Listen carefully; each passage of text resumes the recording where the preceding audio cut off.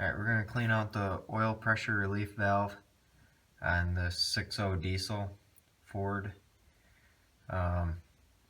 First thing we're going to do is take this cap off right here. It's a 12 millimeter hex. So I've got a 12 mil socket to stick in there. If you have a hex key, that would probably work too. Alright, this is what's going to pop on out of there. So you can see that's the socket end.